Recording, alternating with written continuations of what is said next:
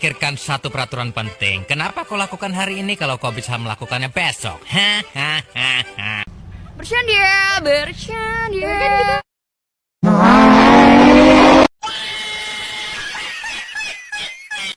Anda ingin sukses? Anda ingin maju? Anda ingin berhasil? Ya, jangan menyerah.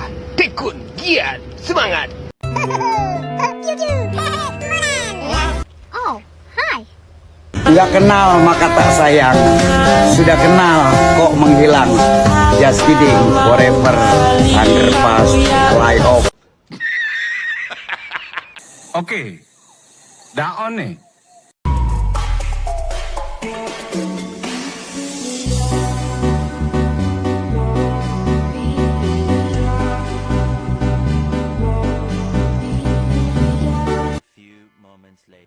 Hai semuanya, pertama sekali salam hormat kami kepada dosen pengampu mata kuliah komunikasi data dan jaringan komputer yaitu Bapak Surya Dharma MKom. Di sini kami akan mempresentasikan hasil dari kelompok kami yaitu mengenai chain letters.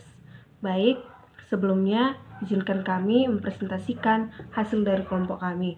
Pertama, puji dan syukur kita panjatkan kepada Tuhan Yang Maha Kuasa, yang dimana kita masih diberikan kesehatan pada saat hari ini. Baik, kami akan memulai materi kami, yaitu mengenai chain letters. Bahas tentang chain letters. Yang pertama ada pengertian dari chain letters, yang kedua ada perbandingan dari chain letters, yang ketiga ada jenis-jenis chain letters, yang keempat ada cara mengatasi chain letters.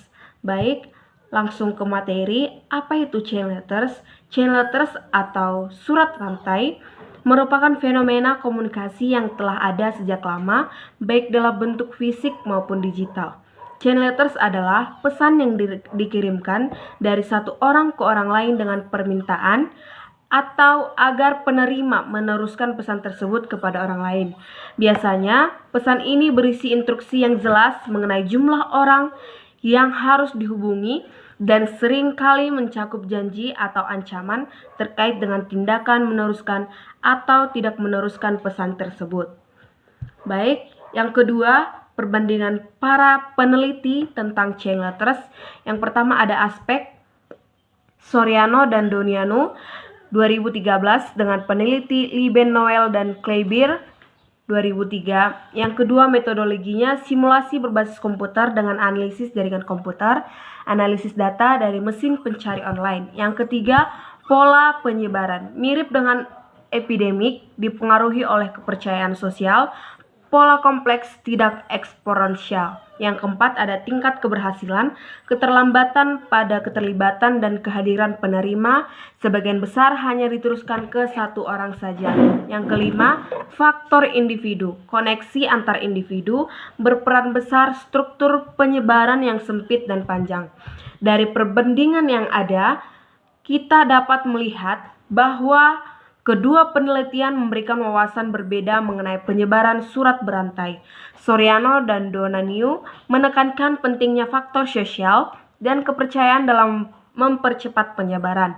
Sedangkan Liben Noel dan Kleiber menunjukkan bahwa meskipun ada potensi untuk penyebaran luas, kenyataannya banyak individu yang meneruskan pesan kepada satu orang saja, menciptakan struktur yang terbatas.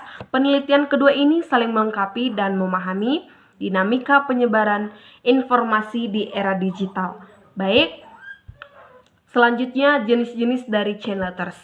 Chain letters yang pertama adalah jenis surat berantai atau surat yang berisi informasi palsu atau ancaman, seringkali menakuti penerima, bisa disebut dengan surat hoax atau penipuan. Contohnya, pesan yang mengklaim bahwa ada virus berbahaya dan meminta penerima untuk menghapus file tertentu. Yang kedua, ada jenis surat berantai legenda urban atau legenda urban, yang dimana cerita fiktif yang seringkali menakuti-nakuti atau memperingatkan tentang bahaya tertentu. Contohnya seperti cerita tentang sekelompok orang hilang atau peringatan tentang kejahatan di suatu daerah. Yang ketiga, ada jenis surat berantai skema piramida, skema piramida meminta penerima untuk mengirim uang kepada orang lain dengan janji mendapatkan keuntungan. Contohnya, surat yang minta penerima untuk mengirimkan uang ke nama di daftar dan menambahkan nama mereka sendiri. Yang keempat, jenis surat berantai yaitu surat-surat keagamaan, yaitu surat yang berisi doa, janji keberuntungan, atau ancaman jika tidak dilanjutkan. Contohnya, surat yang menyatakan atau mengatakan penerima dan mendapatkan keberuntungan jika meneruskan pesan kepada 10 orang. Yang kelima, ada permohonan amal atau pemohonan amal, yaitu meminta bantuan untuk individu atau kelompok tertentu, seringkali tanpa bukti yang jelas. Contohnya, pesan yang meminta bantuan untuk seseorang yang sakit dengan menyebarkan informasi tentang kebutuhan arah. Yang keenam, ada surat lucu atau surat konyol, yang dimana surat yang dirancang untuk menghibur yang seringkali berisi lelucon atau tantangan yang konyol. Contohnya, pesan yang meminta penerima untuk melakukan hal-hal konyol dan meneruskannya kepada teman-teman mereka. Yang terakhir, ada contoh jenis surat peringatan, yang dimana surat yang memberikan peringatan tentang bahaya tertentu, baik nyata maupun tidak. Contohnya, pesan yang memperingatkan tentang penjahatan di daerah tertentu dan meminta penerima menyebarkan informasi tersebut. Baik, cara mengatasi chain letters, yaitu yang pertama,